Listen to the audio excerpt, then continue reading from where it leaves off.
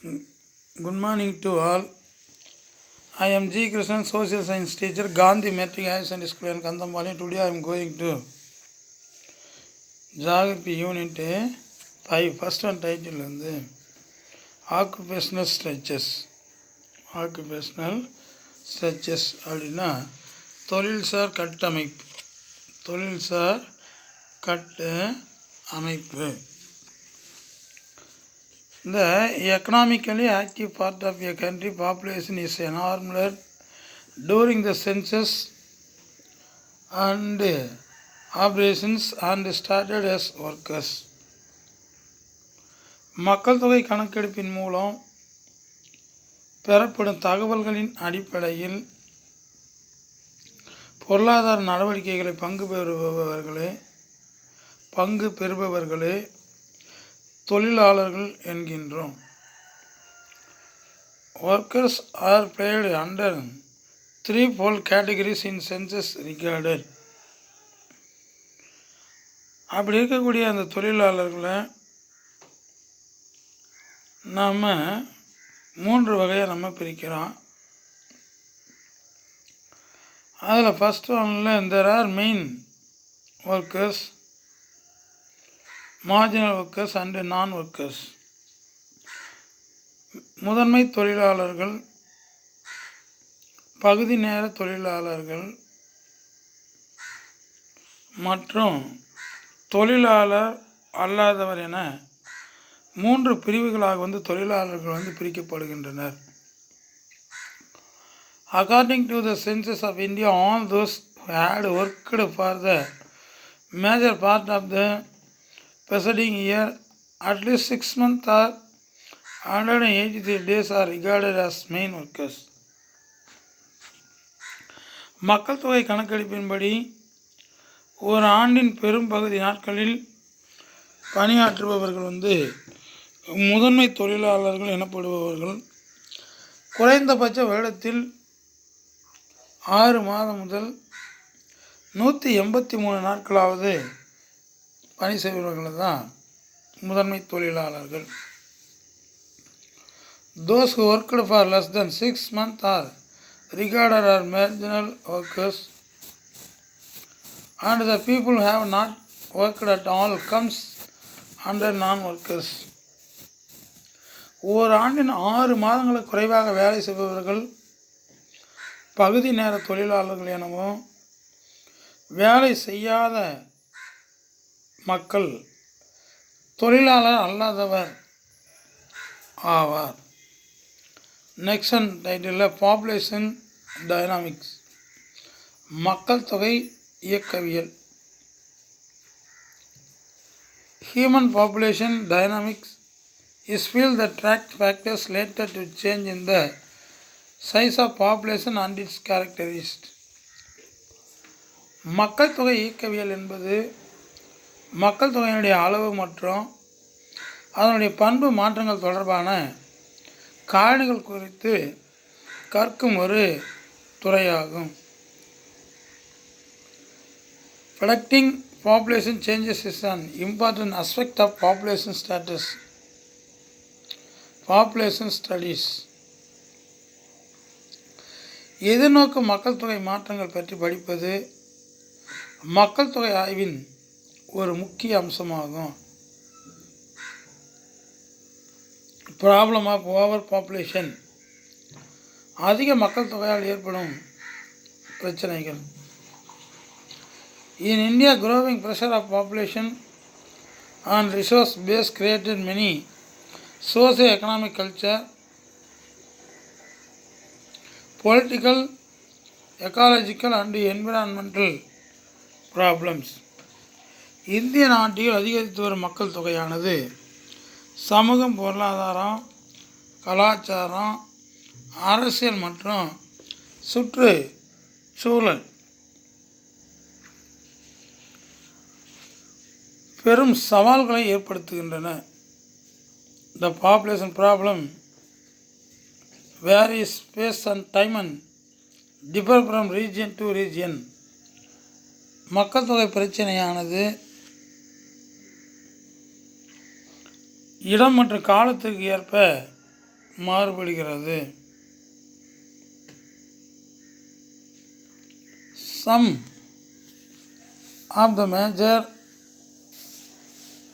Some of the major issues created by the overpopulation in our country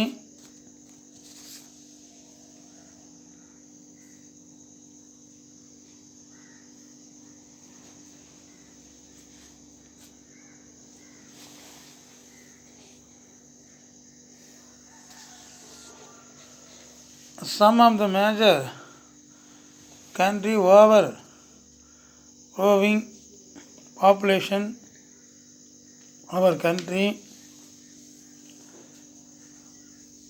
are overcrowding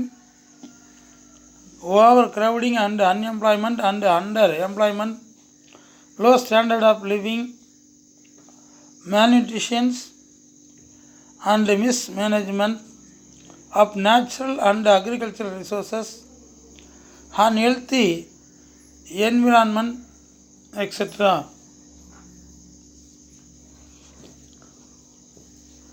மக்கள் தொகை அதிகரிப்பால் மக்கள் நெருக்கடி, அதாவது ஓவர் க்ரௌடிங். நெக்ஸ்ட் ஒன்ல அன்எம்ப்ளாய்மெண்ட், வேலை வாய்ப்பின்மை மற்றும் அண்ட் அண்டர் எம்ப்ளாய்மெண்ட்னா திறனுக்கேற்ற வேலையின்மை, லோ ஸ்டாண்டர்ட் ஆஃப் லிவிங், குறைந்த வாழ்க்கை தரம். நெக்ஸ்ட் ஒன்ல மால்நியூட்ரிஷன், ஊட்டச்சத்தின்மை, மிஸ்மேனேஜ்மெண்ட் ஆஃப் நேச்சுரல், இயற்கை மற்றும் வேளாண் வளங்களை தவறாக நிர்வகித்தல், அக்ரிகல்ச்சரல் ரிசோர்ஸ், அதாவது வேளாண்மை வளங்களை தவறாக நிர்வகித்தல், அன்ஹெல்த்தி என்விரான்மெண்டல் எக்ஸெட்ரா, ஆரோக்கியமற்ற சுற்றுச்சூழல் போன்ற பெரும் பிரச்சனைகள் ஏற்படுத்துகின்றன. இதுதான் அதிக மக்கள் தொகையில் ஏற்படக்கூடிய முக்கியமான பிரச்சனைகள். நெக்ஸ்ட் டைட்டில் வந்து அர்பனைசேஷன் அப்படின்னா நகரமயமாதல். The process of society transformation from rural to urban is known as urbanization. கிராமப்புற சமுதாயம் நகர்ப்புற சமுதாயமாக மடைவதையை நம்ம நகரமயமாக்கம் என்கிறோம். The level of urbanization of a place is assessed based on the size of population of the towns and cities and the proportions of population engaged in non-agriculture sectors. நகரமயமாக்கலின் நிலை என்பது நகரம் மற்றும் பெருநகரங்களில் உள்ள மக்கள் தொகை விகிதம் மற்றும் வேளாண் சாரா தொழிலாளர்களுடைய விகிதம் ஆகியவற்றின் அடிப்படையில் அளவிடப்படுகிறது. These two are closely linked to the process of industrialization and expansion of the secondary and tertiary sector of economy.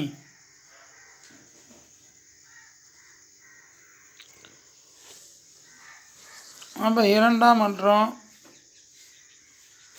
மூன்றாம் நிலை தொழில்களை பொருளாதார விரிவாக்க செயல்பாடு நெருங்கி தொடர்புடையவையாக என்ன பண்ணலாம் கருதப்படலாம். Next one title urbanisation in India. இந்திய நகரமயமாக்கல். இந்தியா வந்து நகரமயமாக்கல். The level of urbanization is measured is term of percentage of urban population.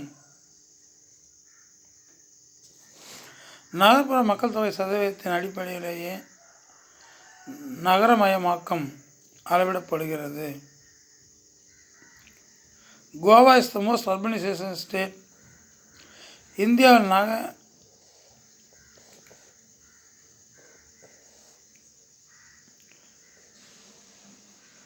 Goa மாநிலம் நகர்ப்புற மக்கள் தொகையின் மிகுந்த நகர மயமாக்கப்பட்ட பகுதியாக உள்ளது. Himachal Pradesh is the least urbanized state. Himachal பிரதேசம் குறைந்த நகரமயமாக்கப்பட்ட பகுதியாக உள்ளது. Delhi is among the union territories. Delhi is the most urbanized region, followed by Chandigarh.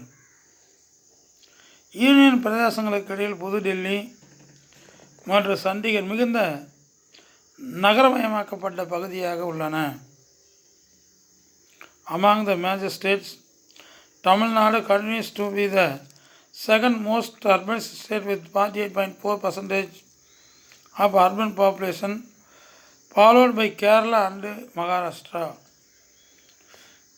பெரிய மாநிலங்கள் மிகுந்த நகரமயமாக்கப்பட்ட மாநிலமாக தமிழ்நாடும், பெரிய மாநிலங்களுள் மிகுந்த நகரமயமாக்கப்பட்ட மாநிலமாக தமிழ்நாடும், அதை தொடர்ந்து கேரளா,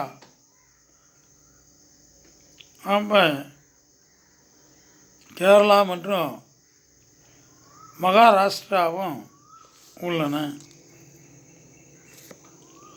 இம்பேக்ட் ஆஃப் அர்பனைசேஷன்.